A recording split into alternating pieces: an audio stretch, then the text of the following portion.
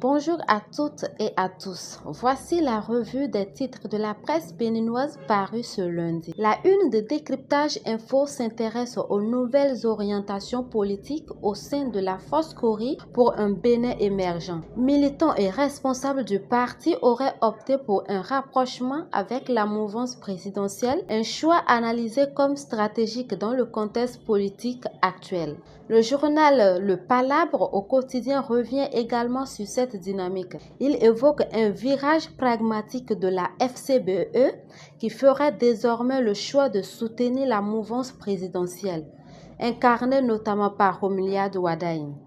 Une orientation qui suscite débat et interrogation dans l'opinion.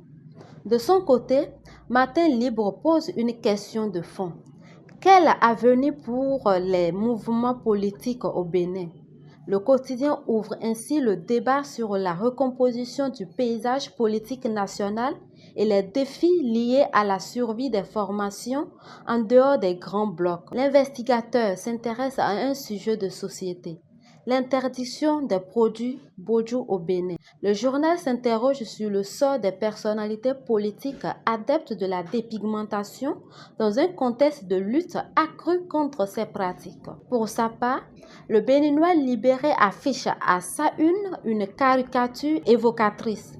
Le journal évoque une entrée forcée dans le gouvernement autour de la figure de Romuald Wadain, suggérant des pressions politiques exercées pour influencer certaines décisions au sommet de l'État, sous l'autorité du président Patrice Talon. Retour à Décryptage Info qui met en lumière une initiative culturelle: le lancement d'un festival dédié aux arts, à la culture et au sport, porté par l'honorable Hippolyte Aondeme. Une action saluée comme une contribution à la promotion des talents et du vivre ensemble. Enfin, le même journal se réjouit de la première victoire des Amazones du Bénin, marquée par leur qualification au mondial.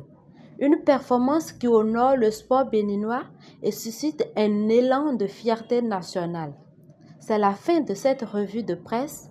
Merci de votre attention et excellente journée à toutes et à tous.